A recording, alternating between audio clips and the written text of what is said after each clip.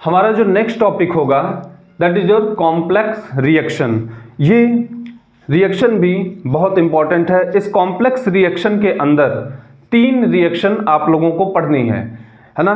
First parallel और side reaction. Parallel reaction या इसी रिएक्शन को क्या हम लोग बोलते हैं, साइड रिएक्शन, राइट। और दूसरी रिएक्शन है आप लोगों की कंसेक्यूटिव रिएक्शन और तीसरा रिएक्शन है आपका रिवर्सिबल रिएक्शन। और तीनों के लिए ही रिएक्शन की रेट को डिफाइन करना आपको आना चाहिए। हम लोगों ने zero order, first order, second order, third order ये सारी चीजें पढ़ ली। रिएक्शन का रेट लॉ निकाल, रिएक्शन की रेट को कैलकुलेट कर लिया, रिएक्शन की हाफ लाइफ को कैलकुलेट किया। अब यहाँ पे आपको कुछ दूसरे टाइप की रिएक्शन पढ़ने को मिलेगी, that is your complex reaction. यानी कि एक ऐसी रिएक्शन जो एक ही स्टेप में कंप्लीट नहीं है, उसके लिए वो अलग अलग रूट से होके जाता है। तो यहाँ पे जो हम पहला रिएक्शन आपका डिस्कस करेंगे, पैरेलल रिएक्शन या फिर इसी रिएक्शन को बोलते हैं साइड रिएक्शन। क्या होता है, इन these reactions the reacting substances follow 2 or more paths to give 2 or more product। 2 या उससे ज्यादा भी पाथ को रिएक्टिंग स्पीसीज यूज कर सकता है और 2 या उससे ज्यादा भी प्रोडक्ट का फॉर्मेशन कर सकता है, राइट। तो पैरेलल रिएक्शन का हम लोग डेरिवेशन स्टार्ट करते हैं। कुछ भी नया नहीं होगा, वही फर्स्ट ऑर्डर रिएक्शन जो आप लोगों ने इसके पहले पढ़ा था, उन्हीं सारे कंसेप्ट को हम लोग क्या करेंगे, यूज में लेंगे।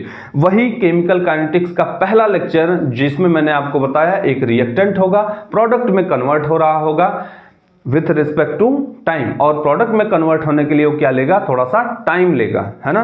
वो सारी चीजें यहाँ पे डिस्कस करेंगे, राइट। कुछ भी नया नहीं होगा, बहुत आसान सी चीज है, लेकिन ये इंपॉर्टेंट है, थोड़ा सा आपको इसमें ध्यान देना पड़ेगा। देखना क्या लिखा गया है, in these reactions the reacting substances follows 2 or more paths to give 2 or more product. मैं मान लेता हूं कि मेरे पास एक रिएक्टेंट है, मैं मान लेता हूं कि मेरे पास एक रिएक्टिंग स्पीसीज है ए, राइट। अब ए कन्वर्ट होगा प्रोडक्ट के अंदर। ए क्या है आपका, रिएक्टेंट हो गया, और ये कन्वर्ट हो रहा है आपका प्रोडक्ट ए से ही बी भी बन रहा है और ए से ही क्या बन रहा है, सी भी बन रहा है। यानी ए हमारे लिए क्या हो गया, रिएक्टेंट, और बी और सी क्या हो गया हमारे लिए, प्रोडक्ट। ऑब्वियसली अगर रिएक्टेंट प्रोडक्ट में कन्वर्ट होगा तो उस ड्यूरेशन में क्या लेगा, थोड़ा सा टाइम लेगा, राइट। और किसी न किसी रेट से बनेगा। मैं मान लेता हूं कि पहले वाले की तो रेट है K1 और दूसरे वाले की रेट है K2, राइट।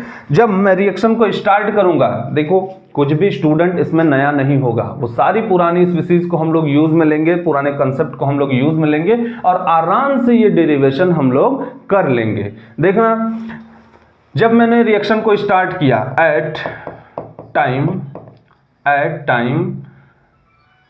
एक मिनट, मैंने पहले रिएक्शन को स्टार्ट किया at t equal to 0, at t equal to 0। बताओ इस रिएक्टेंट का कुछ कंसंट्रेशन होगा A, उस ड्यूरेशन में क्या ये प्रोडक्ट कुछ बनेगा क्या, यानी उस दौरान हमारा B भी 0 बनेगा और C भी क्या बनेगा, 0, राइट। अब आफ्टर टाइम t क्या होगा, आफ्टर टाइम t क्या होगा,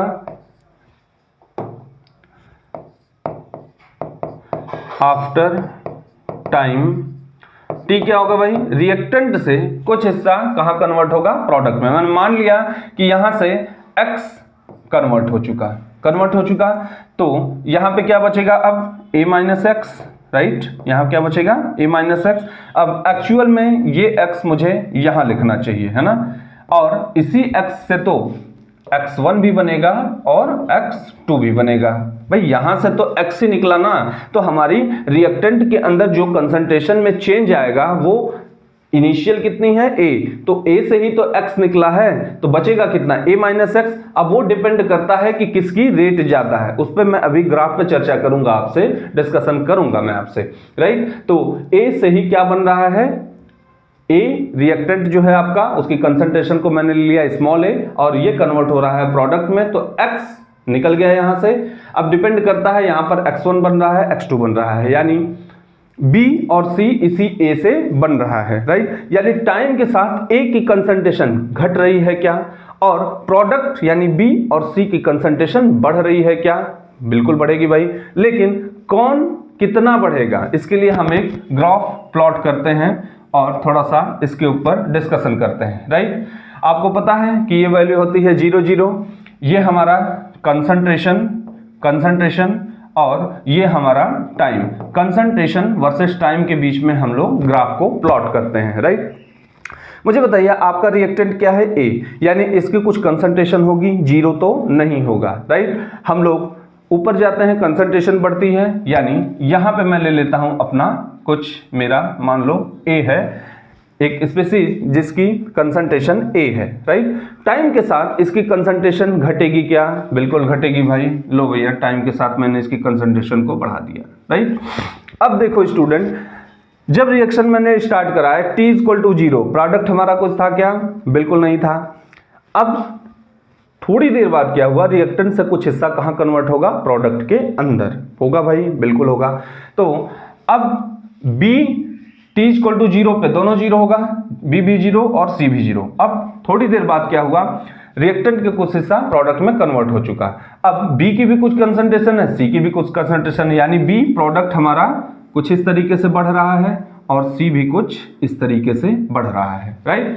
कौन कितना बढ़ेगा ये डिपेंड करेगा किस पे, कि किसकी रेट ज्यादा है, राइट। कौन कितना बढ़ेगा ये डिपेंड करेगा कि किसकी रेट ज्यादा है। यानी मैं यहां पे लिख सकता हूं क्या, कि अगर पहले वाले ग्राफ को B और दूसरे वाले को C करूं तो यहां पे कंडीशन होगी K1 = K2, किसकी रेट ज्यादा है ना। और अगर मैं पहले वाले ग्राफ को बोलूं C और दूसरे वाले नीचे वाले को बोलूं B, तो यहां पे मैं एक कंडीशन पुट करूंगा K2 = K1। बताओ ये कंडीशन होगी क्या, टाइम के साथ रिएक्टेंट की कंसंट्रेशन घटेगी और प्रोडक्ट की कंसंट्रेशन बढ़ेगी, राइट। तो कौन कितना बढ़ेगा डिपेंड करेगा किसकी रेट ज्यादा है, राइट। ठीक है, तो अब यहां से हम लोगों ने क्या किया कि इस सारे फिनोमिना को एक्सप्लेन कर लिया। अब सीधे आते हैं हम लोग डेरिवेशन पे। अब हम लोग क्या करते थे, इसके पहले रिएक्शन की रेट लिखते थे भाई, कुछ प्रोपोर्शनलिटी कांस्टेंट आता था, फिर उसके बाद रिएक्शन को हम लोग क्या करते थे, थोड़ा सा सॉल्व करके उसको इंटीग्रेट करते थे, उसमें एक कांस्टेंट आता था, उस कांस्टेंट को रिमूव करते थे, वही कंडीशन लगा के एट T = 0 देन X = 0, यही सब करते थे हम लोग, है ना। उन्हीं सारी चीजों को हम लोग क्या करेंगे आगे यूज में लेंगे, करें भाई, ठीक है। तो हम रिएक्शन की रेट को कैलकुलेट करते हैं, राइट। रिएक्शन की रेट को मैं क्या करता हूं भाई, कैलकुलेट करता हूं, है ना।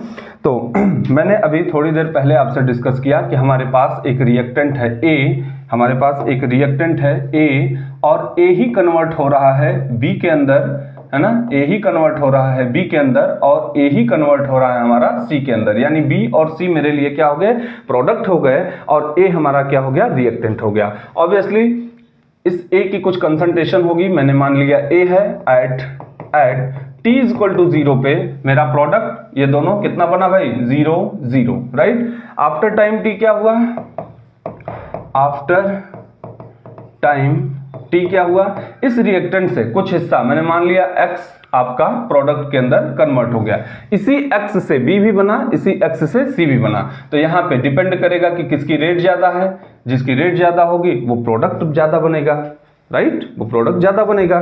और अब यहाँ पे मान लो X कन्वर्ट हो चुका, तो बचा कितना, A - X, यही बचा भाई, अभी तक की यही कहानी थी, राइट। अब हम लोग रिएक्शन की रेट को कैलकुलेट करते हैं, राइट, करें भाई, देखना रेट इज इक्वल टू क्या हो जाएगा, dx/dt, यानी कंसंट्रेशन में change with respect to time. अच्छा बताओ कंसंट्रेशन में चेंज, भाई दोनों ही प्रोडक्ट बन रहे हैं, राइट, दोनों ही प्रोडक्ट बन रहे हैं, तो भाई दोनों की तो रेट पे डिपेंड करेगी। तो मैं क्या लिखूंगा, रेट ऑफ फॉर्मेशन ऑफ, मैं क्या लिखूंगा भाई, dx/dt क्या होगा, रेट ऑफ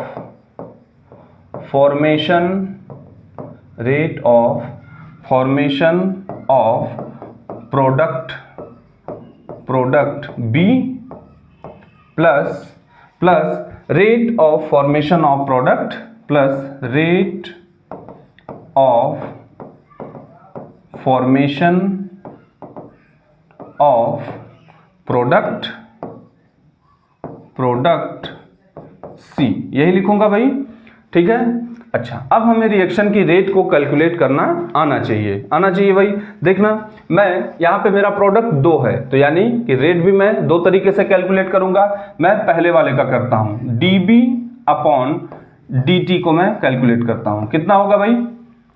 देखो K1 किस पे डिपेंड करेगा? K1 इंटू रिएक्टेंट, भाई बन तो यहीं से रहा है, ये प्रोडक्ट जो भी आपका बन रहा है X1 X2 जो भी बन रहा है आपका X1 या X2, ये कहां से बना? इस X से बना, तो ये X ही तो निकला किससे?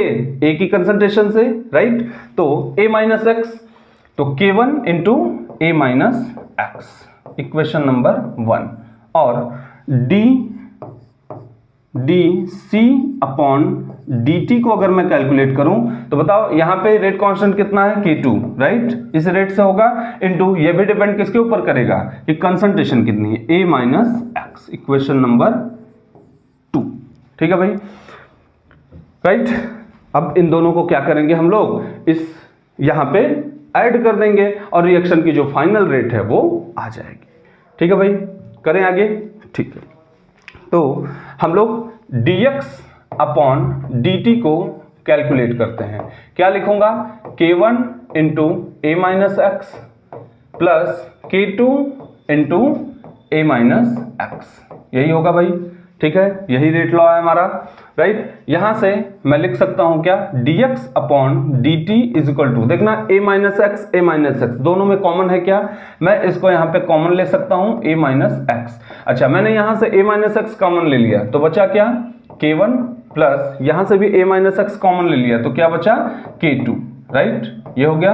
अब इसको मैं थोड़ा सा सॉल्व करता हूं। अच्छा, आप देख लें यहाँ पे स्टूडेंट, आप ध्यान से देखिए कि ये हमारा रेट लॉ है क्या? बिल्कुल रेट लॉ है। रिएक्शन जो आपकी रिएक्टेंट की जो कंसंट्रेशन है A माइनस एक्स की पावर 1 है क्या?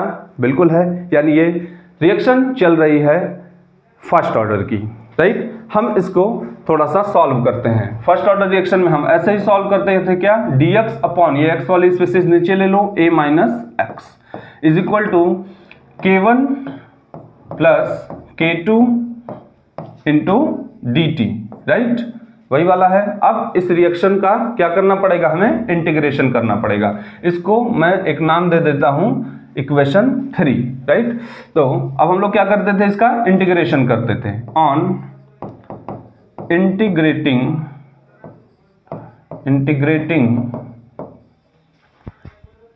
दिस इक्वेशन, यही करते थे क्या? बिल्कुल यही करते थे भाई। तो integration over dx upon A minus x is equal to K1 plus K2 integration over dt। क्यों? क्योंकि K1 प्लस K2 क्या है? कांस्टेंट है, ठीक है भाई, कांस्टेंट है। चलें आगे। अब हम लोग क्या करते थे? इसको सॉल्व करते थे। चलिए सॉल्व कर लीजिए आप भी, है ना। सॉल्व कर लें, यहीं पे कर लेते हैं, यहीं पे भाई। तो dx upon A minus x, अगर आपको याद हो तो फर्स्ट ऑर्डर रिएक्शन के अंदर जब मैंने आपको ये डेरिवेशन कराया था तो मैंने बोला था कि ये एक मैथमेटिकल टर्म है क्या? इसको सॉल्व करना पड़ेगा। तो integration over 1 upon A minus x dx की वैल्यू होती है minus natural log A minus x is equal to K1 plus K2, अपनी जगह है, कांस्टेंट है, K1 प्लस K2 है, राइट। और dt का इंटीग्रेशन करेंगे तो आएगा t और साथ में एक कांस्टेंट आएगा c, right. Equation number 4, equation number ये क्या हो गया? 4, वेयर c क्या था हमारा? c क्या था हमारा? इंटीग्रेशन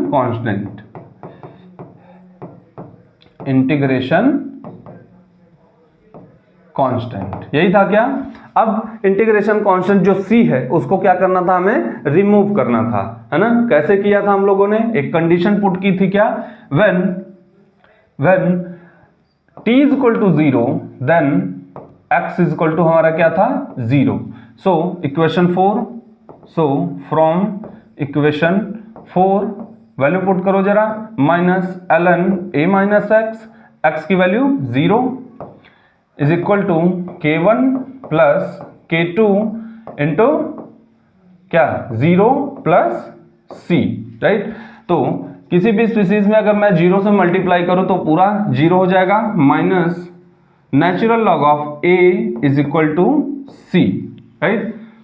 और इस C की वैल्यू को मैं पुट कर दूंगा इक्वेशन नंबर 4 में और मेरा इक्वेशन फाइंड आउट हो जाएगा, राइट।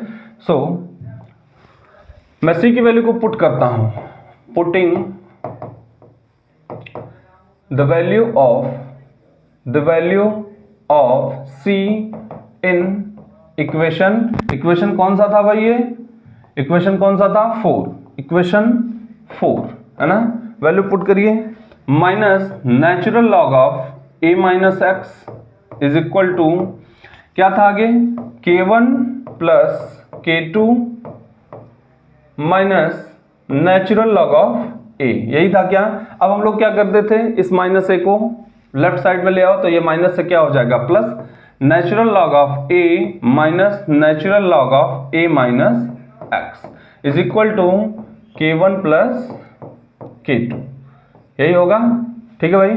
अब K1 plus K2 into T, है ना, K1 plus K2 into T. अब यहां से हम लोग क्या करें, रेट कांस्टेंट की वैल्यू को फाइंड आउट कर लें। अच्छा देखना, मैं इसको कुछ इस तरीके से भी लिख सकता हूं क्या, K1 plus K2 into T is equal to ln A upon A minus x. जरा ध्यान से देखना, वहां पे मैंने आपको बताया था कि जब भी कभी natural log A upon B की वैल्यू हम लोगों को लिखनी होती है तो होता है ln A minus ln B, right. Natural log of A into B क्या होता है ln A plus ln B, right. यहां से हम लोग लिख सकते हैं K1 plus K2 is equal to 1 upon T natural log of A upon A minus x, right. और मैंने आपको बताया था कि अगर इस नेचुरल लॉग को आपको लॉग में कन्वर्ट करना है टू द बेस 10 तो आप कर सकते हो, बिल्कुल कर सकते हो भाई। और यहाँ पे क्या करना पड़ेगा आपको 2.303 से मल्टीप्लाई करना पड़ेगा upon T ln A upon A minus x, ठीक है भाई। तो ये है आपका रेट कांस्टेंट का एक्सप्रेशन पैरेलल रिएक्शन के लिए, है ना। बिल्कुल फर्स्ट ऑर्डर की रिएक्शन है एज इट इज, ठीक है, इसमें कोई भी चेंज नहीं है। तो फाइनल इक्वेशन आपकी ये है K1 plus K2 is equal to 2.303 upon T, sorry यह नेचुरल लॉग नहीं, अब आ जाएगा आपका लॉग, है ना, to the base 10 A upon A minus x. तो ये था आपका पूरा, मैंने आप लोगों से डिस्कस किया पैरेलल इक्वेशन क्या होता है। मैं आपको पहले एक बार एक्सप्लेन कर दूं फिर से। हम लोगों ने पैरेलल इक्वेशन को पढ़ा किसके अंदर, कॉम्प्लेक्स रिएक्शन के अंदर। तो पैरेलल रिएक्शन या फिर साइड रिएक्शन क्या होती है कि in this reaction the reacting species, जो आपकी रिएक्टिंग सब्सटेंसेज है, फॉलोज 2 और मोर पाथ्स टू गिव 2 और मोर प्रोडक्ट।